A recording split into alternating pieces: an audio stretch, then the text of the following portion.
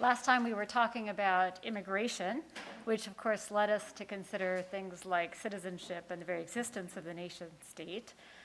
So we're thinking about this kind of special relationship to which certain rights and obligations attach, and the challenges of the balance between the obligations toward fellow citizens, sort of special obligations flowing from special relationships, and then broader obligations toward all. And today we're turning our attention to another kind of set of special relationships, thinking about family and, of course, the many questions that surround that set of special relationships. So I just want to kind of prime the pump by asking you, don't think very hard about this, but what, if I say the word family, what are words that come to mind? I thought I might hear care, love. I thought I also might hear abuse. Family is complicated, right?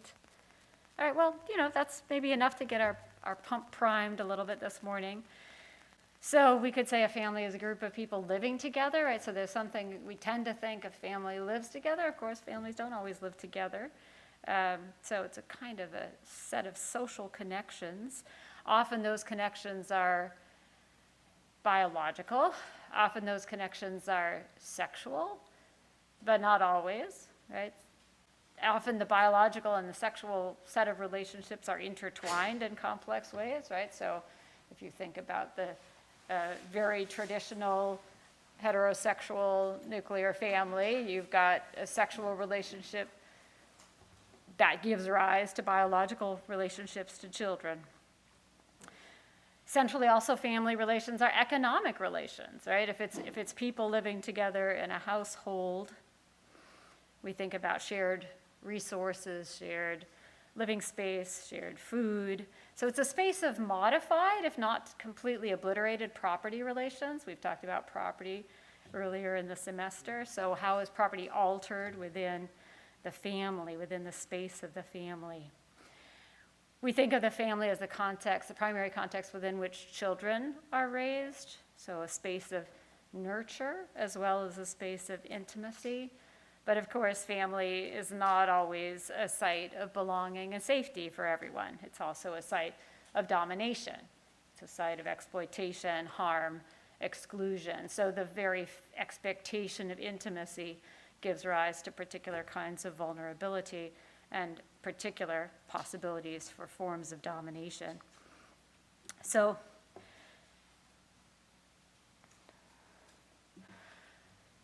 today we are going to take another romp through many, many different ideas and times and places and so on, surveying many different forms that family takes, and trying to think about this question of what is natural, what is the force of the natural when it comes to family. We'll think in conversation with Scripture. We'll think in conversation with Christian tradition, theological reflection. We are going to make yet another visit to the natural law, and in particular turn back to Aquinas' understanding of the natural law, which was very flexible, very contingent, very non-deductive, and I want to actually suggest that it can be a very generative site for thinking about family and the question of the natural in relation to the family. And we'll set that in conversation with one of the most influential papal encyclicals, Humanæ Vitæ, from 1968, which is a central text for what we might consider a kind of obsession of Roman Catholic natural law reflection with sex. And this is the encyclical on contraception. And that will kind of prepare the way for the readings that you have done or will be doing in conversation with Susanna Cornwall's Unfamiliar Theology and Orobator's reflections on polygamy, which are opening up new space for multiplicity and variety that's in conversation with a complex history of the tradition. So key question here is, how can we take responsibility for our social institutions and guide their development, guide their transformation toward the fostering, the flourishing of persons in community? So let's, we're talking about the natural here, so let's think about non-human animal families for just a minute. So there are animal kinds that live in kin-based social groups. There are also animal kinds that don't live in kin-based social groups in many different kinds. So if you think about birds, many birds, we have young cared for by both parents. We have extended, mating, stable mating pairs. In some mammals, we have families that consist of mothers with young. That's the sort of family unit. In others, we have one dominant male and then many females and young attached to that dominant male, and the non-dominant males kind of maybe form their own sort of family group or are loners, right? And then we have other very different forms. So in the clownfish, the female fish are larger, they're more dominant, they're the leader of the group. So there's a dominant female that's the leader of the school of clownfish. When the dominant female clownfish dies, her mate becomes female and becomes the leader of the group through hormonal transformations. So we have a host of natural family forms. And we can see, biologists would be analyzing those with reference to conditions for society, for survival of that particular form of life. So how long is infancy and adolescence, right? How long until an individual member of that species has a current kind of independence in terms of being able to fend for themselves? How vulnerable is the group? How plentiful are resources? And so there'll be analysis of why certain kinds of family forms occur in certain species. And there's a way to understand these different forms in relationship to how each of them makes a form of flourishing possible for that kind of life. So we could say, well, is family natural in light of looking at non-human animals? Sure, family is natural. Is one particular form of family natural? If we survey the animal kingdom, or whatever we call it now, no, there is not a particular family form that's natural. So what then about humans? If we think across the globe and we think across human history, we also find enormous variety of family forms, all of which, though, are shaped by certain features of the human life form. Extremely vulnerable young, extremely long childhood, adolescence, not really possible for a single individual to raise a child. Anthropologists will, have sort of studied this kind of thing. No, you need some kind of support beyond the single caregiver. So we find matrilocal societies, matrilineal societies, patrilocal societies, patrilineal societies. We find monogamy, we find polygamy, we find societies with socially sanctioned extramarital sexual relations. We find varieties of recognized genders. We find a variety of recognized relationships among these varied genders, and so on, and so on, and so on. One of the photos here is of a polygamous Mormon family. The other photo here is of the Minangkabau Society in West Sumatra, Indonesia, which is the largest matrilineal society in the world. Daughters inherit family property and land from their mothers, and descent is traced through the mother and the maternal ancestors. That's how we define matrilineal. And the father in Minangkabau societies is considered a guest in the family. Women are the ones with rights and power of certain important kinds because they control the economy, but men are the ones who are responsible for religious and political matters. So, a complex social form, very different than the ones that probably most of us are most familiar with. So, again, even if we just bracket non-human animal families and we think about human families, they take many, many different forms.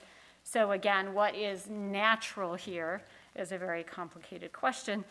And I think it can be tempting, it can be easy from the standpoint of social privilege to say either all families should be like my family because my family is clearly the natural, the good, the right form of family, or people should be able to form whatever families they want to form.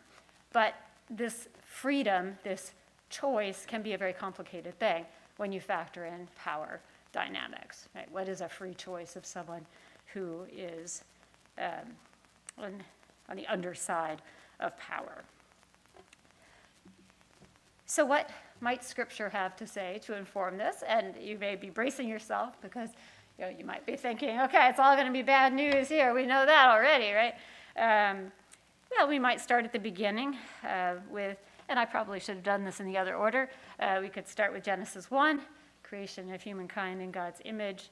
There seems here, of course, to be the notion that somehow the creation of male and female in God's image is an image of God's creativity, this notion of being fruitful and multiplying. So as God is creative, so humankind can also be creative.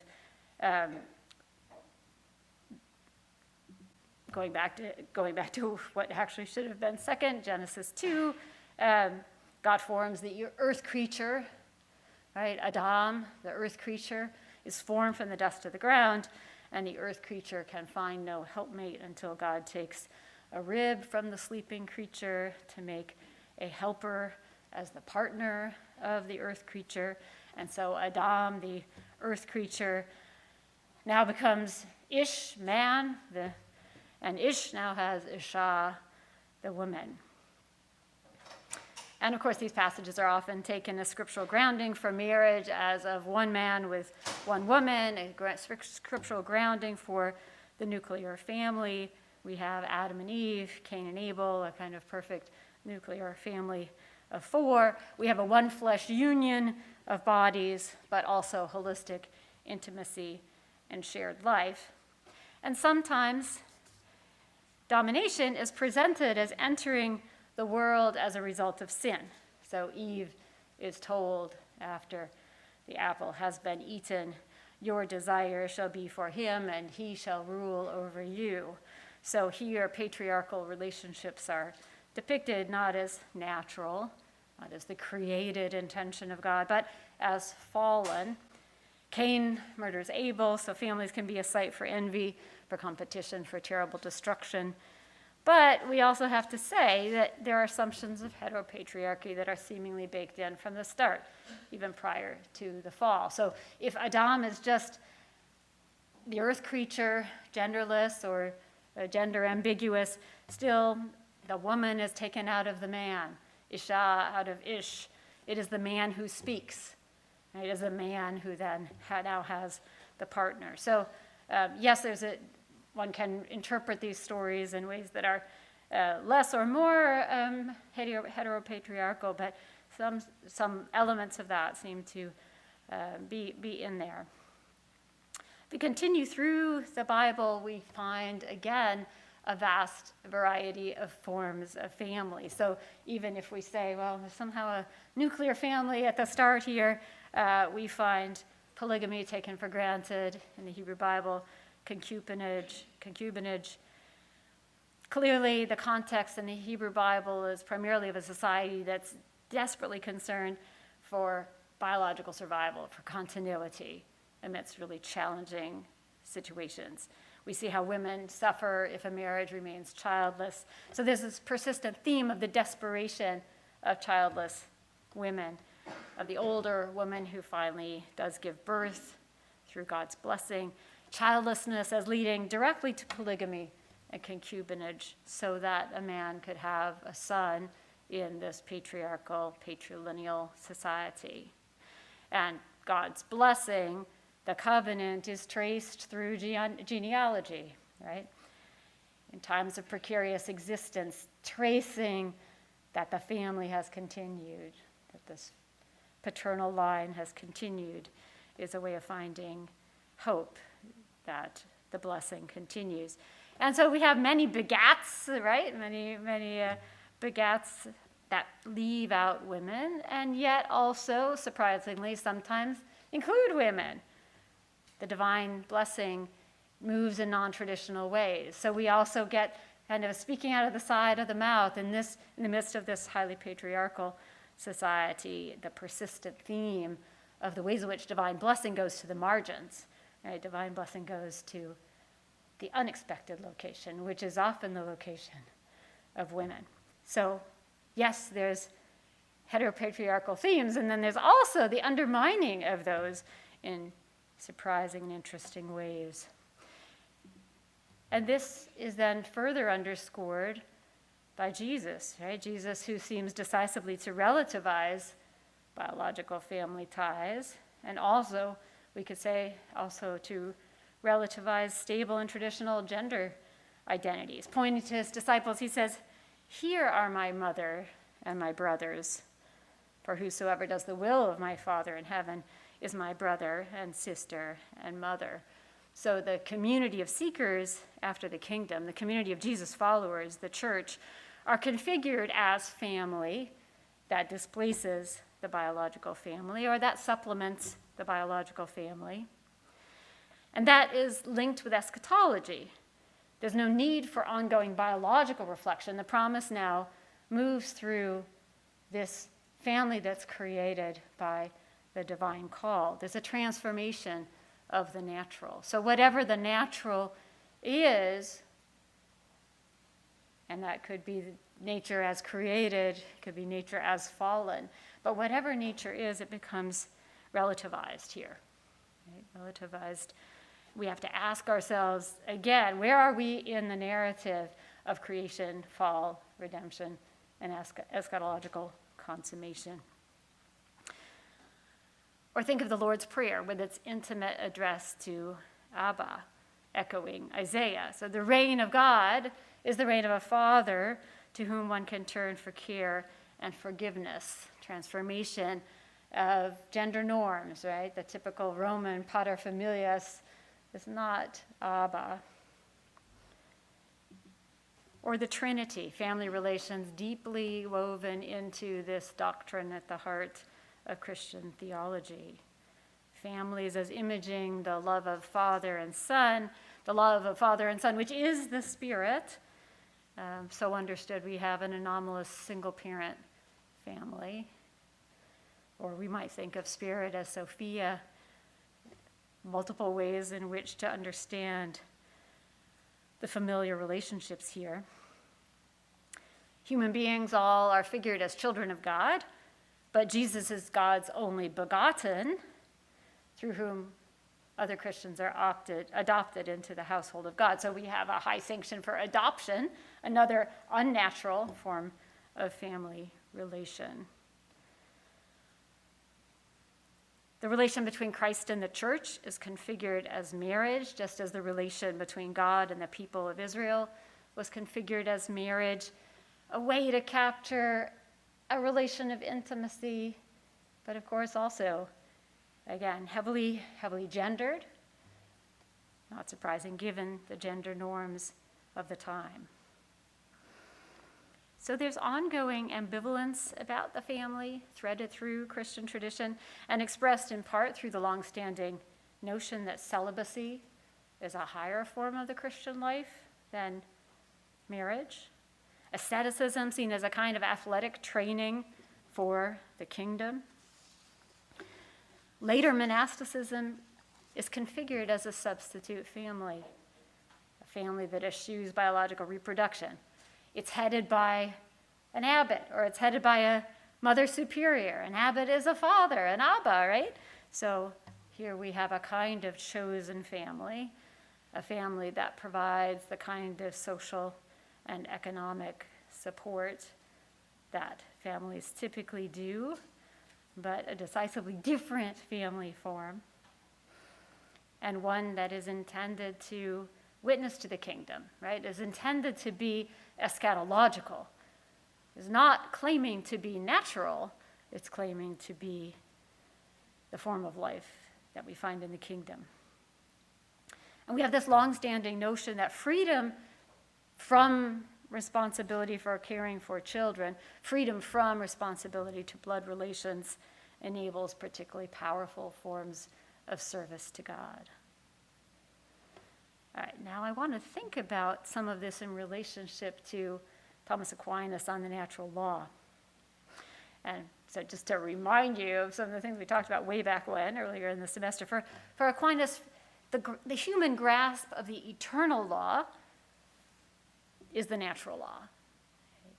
The eternal law just is God's wisdom directing all things to the common good, and the human grasp of that eternal law is the natural law.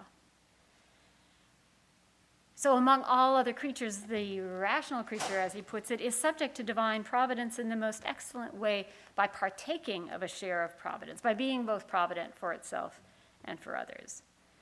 And what this is saying is that human beings can reflect on what is good, on what promotes flourishing, that human beings have a kind of freedom because of this capacity to reflect, which of course also means that human beings can fail to be provident, can fail in ways that other creatures can't, can sin. So Aquinas sees the natural law as directing human beings to fulfill their natural inclinations in ways that are suitable to their nature as reflective moral agents. And there's nothing simple or straightforward about this. It's not a deductive enterprise. You can't just derive from an objective scientific description of human nature a set of moral norms. Human nature is a normative concept that's understood in terms of what God's plan is for human beings. And Aquinas doesn't try to provide a comprehensive list of natural inclinations. He just echoes the Stoics, and he says, okay, there's kind of 3 tiers here. There are those inclinations that are common to all creative substances. There are those inclinations that are proper to animals. And then there are those inclinations that are proper to reflective moral agents. And what human beings need to do is not throw any of those out, but take that whole package, right, that messy package of inclinations, and think about how they can all be pursued in ways that are suitable to being a reflective moral agent, the kind who takes things into their own hands. So this is going to mean, at the level of what is shared with the inclination shared with all creatures, seeking the preservation of your own being, but doing it in a way that's suitable to, again, being this kind of reflective agent. Seeking sexual intercourse, seeking education of offspring, that's the second tier, but in a way that's suitable to being the kind of creature that you are. Seek the truth concerning God. Seek life in society. And again, in harmony with the kind of creature that you are. So there's no attempt to draw up a list of primary and secondary precepts of the natural law. Practical reason about how to live, how to act, is concerned with contingent matters, and it can't have the kind of necessity that we associate with logical or mathematical knowledge. What's just under one set of circumstances is not just under another set of circumstances. Practical reason has to attend to particulars, has to go beyond general principles. So what does it mean to pursue all of these inclinations in a way that's suitable to being a practical reasoner, a reflective agent, and so on? Well, it implies freedom, creativity, sensitivity to context, responsibility, asking the question of how the common good, how the flourishing of all in community can be served. So Aquinas certainly thought that pursuing the inclination to sexual intercourse and the education of offspring in ways suitable to being a moral agent or a practical reasoner meant forming families. He himself, of course, left his family of origin. He became a Dominican, so he joined one of those families of choice, rebelling. Not only did he do that, but he did it in a way that rebelled against his parents' wishes. He resisted, even in the face of having been kidnapped by his brothers. So he understood that family is not a simple matter.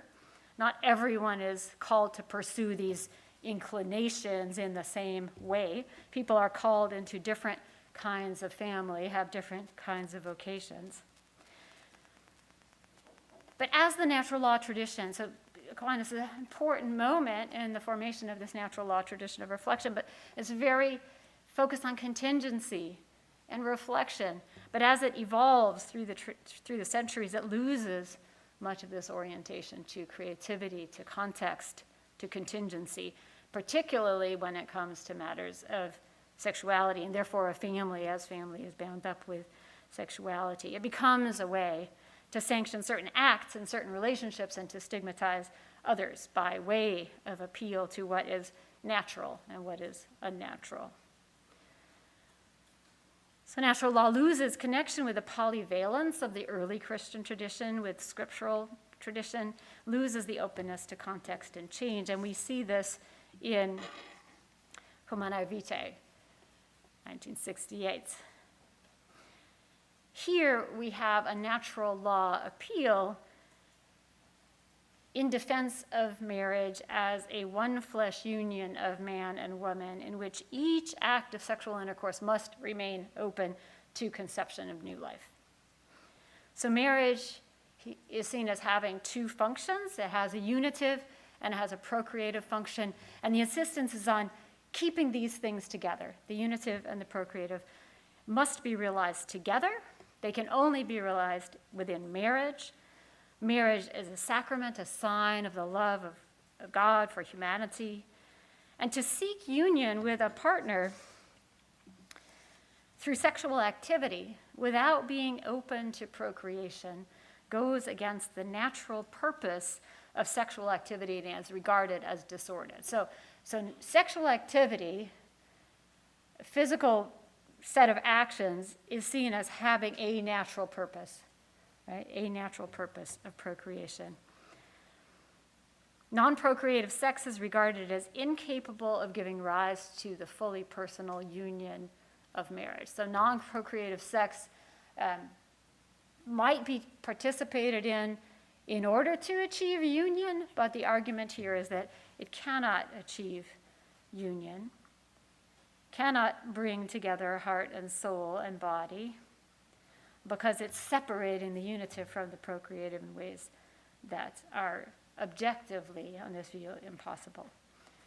So this is bound up with rejections of artificial contraception, of sex outside of marriage, of same-sex sexual activity, patriarchal conceptions, and it's bound up with patriarchal conceptions of marriage, in which women's place is most properly in the home, and with the invisibilizing of non-binary individuals. But there are a lot of questions that can be raised about, and have been raised, about the arguments here. If a couple's practicing natural family planning, which is sanctioned by the Catholic hierarchy, they try to restrict sexual activity to the infertile period so that they will not conceive. Are they really open to conception of new life? Is this really holding together the unitive and the procreative functions? What if a male-female couple knows that they're infertile? Do they have a true marriage?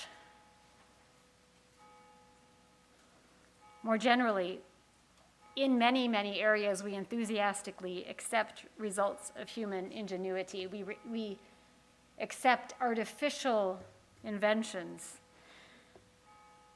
Why not regard, say, contraception here as a helpful invention that supports human flourishing, as natural law thinkers have regarded property as a human social invention that is not unnatural, even if it wasn't present at the inception of human society.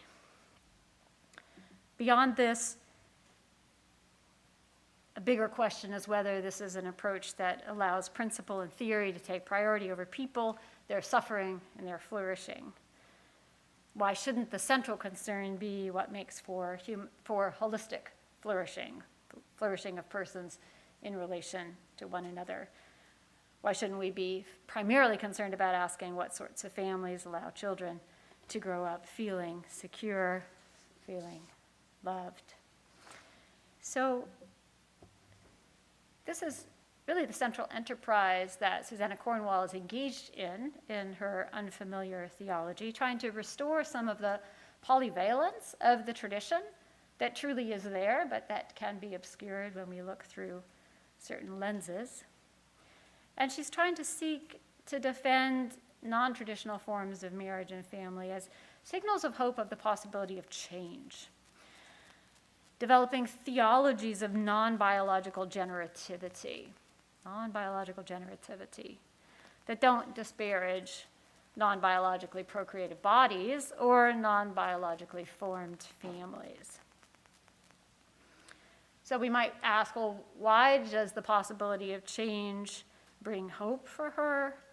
And essentially the answer is that the logic of the bios, right, of trying to read off how we ought to relate in families from some particular notion of the natural, the bios, has served to shut down as well as to promote life by denying multiplicity and variety of relationship. And the result has been suffering, harm, and injustice, and not flourishing. So how might family become more fully a site of generativity and flourishing? So her focus really is on generativity. So trying to broaden out that end of marriage within the natural law tradition of Humanæ Vitæ, of procreation, and say, let's think more broadly about what generativity can look like. It's not always procreation. Intimate, loving relationships can be generative in a host of ways beyond biological reproduction. And in fact, the church has always valued spiritual fruitfulness and has always relativized biological generation. In the kingdom, biological reproduction is less significant. Staving off the death of a people, this concern that's at the heart of the Hebrew Bible with keeping the generations going, is no longer a central concern. Cultural and familial connections remain important. They're important sites of care and nurture, but they're not the only ones, not just in their traditional forms. So generativity is about both care of others and about generation of the self, right? The self being involved in creative relationships that foster flourishing. Among others, I want to highlight the fact that she appeals to H. Richard Niebuhr's ethics of responsibility, always trying to look for opportunities to weave the threads of the course together. So an ethic of responsibility that centers our capacity to respond to God and others and to be answerable for our responses, despite the fact that we're always inhabiting circumstances that we did not choose. We're always formed in various ways by our contexts in ways that we did not control. Generativity is about finding fitting responses that reinterpret the past, that reinterpret all that we've been, all of the ways in which we have been formed, and allow us to move forward in a new kind of ownership of ourselves and our details of our lives. So this is what's going on in theological remakings of categories like marriage and parenting and family. These are phenomena that human cultures and societies shape and continue to shape. They're not static. And we need first to understand the ways in which they have been shaped, the ways in which they've changed over time, and then take a kind of ownership for them. That may be an ongoing argument, but the argument is productive argument if it's directed toward the question of what enables flourishing in community. She talks about the ways in which we're both children and parents of our institutions, including the institution of marriage, that we have responsibility for shaping those institutions. And I think what I want to suggest is that we can actually hear echoes here, a kind of return to a form of natural law thinking that's much closer to what we find in Aquinas. What is involved in pursuing whatever inclinations we have, including those we share with other creatures, with other animals, in ways that reflect our character as responsible, as creative, moral agents. Thinking about marriage and family as social institutions that have been created and generated within certain contexts and for which we're responsible. And I want to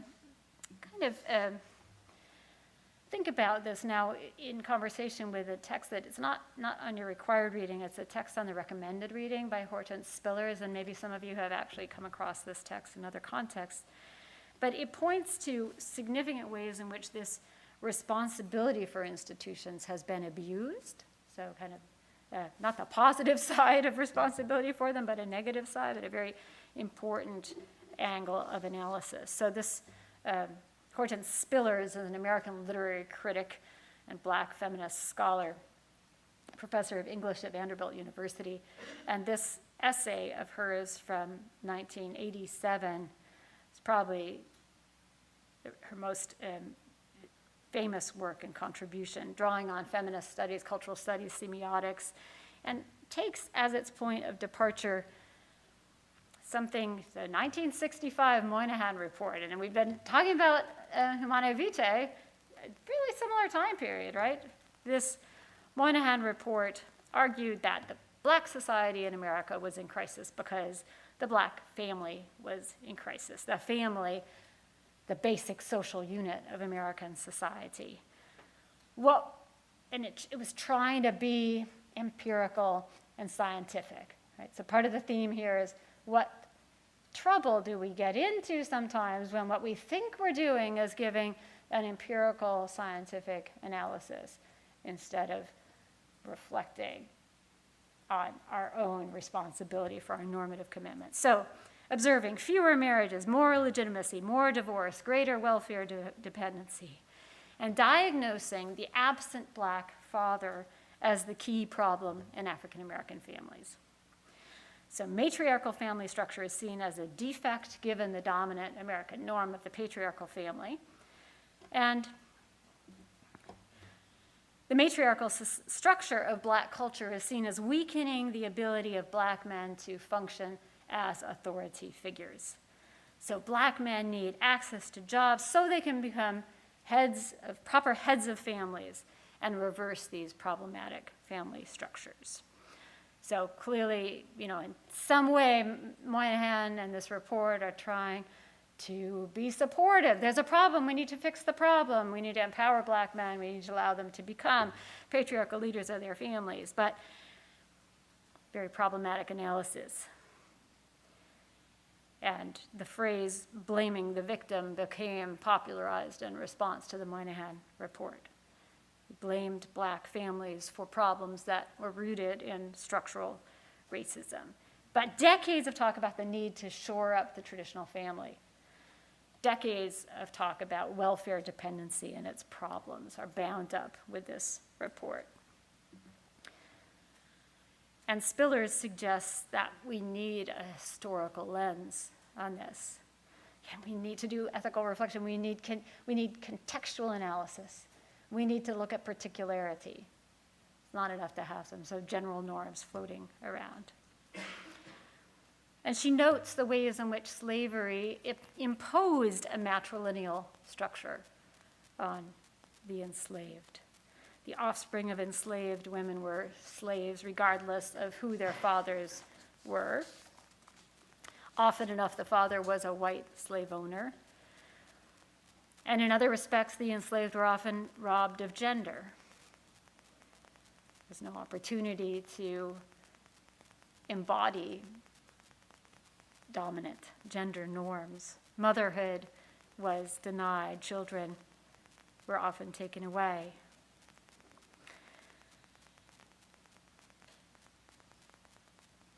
And what she says in response to this is a kind of a long quote. I don't want to read all of it, but in problematizing this set of dynamics, family dynamics that were set in motion by enslavement, she says, in tracing all of this, the last sentence here, we are less interested in joining the ranks of gendered femaleness than gaining the insurgent ground as female social subject.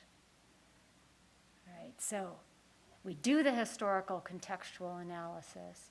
That is empowering for our agency. And what is that agency? That is an agency to take responsibility for our social institutions and direct them toward flourishing.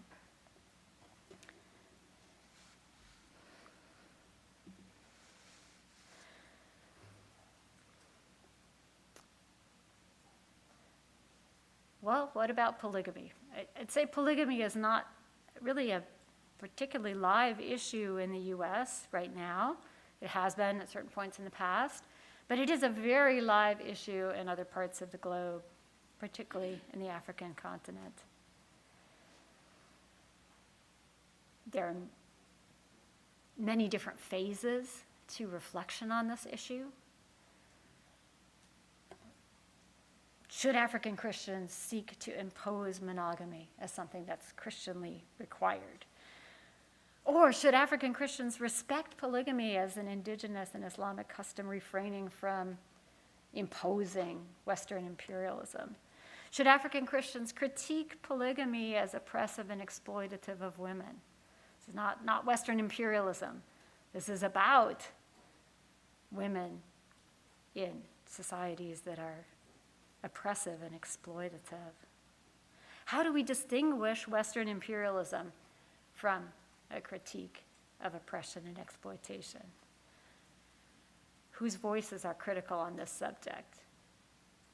So we have a little bit of time to reflect on this together.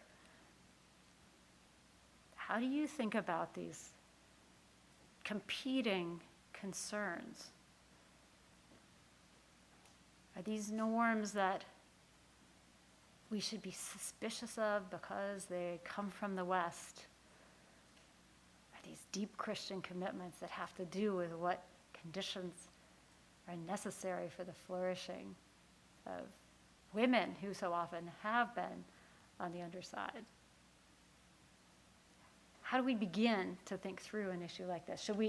Should we who are not members of societies in which polygamy is practiced stay silent because we have not got the authority to speak? Or is it important to speak up on behalf of those who don't have a voice, who don't have the power and influence in their own context?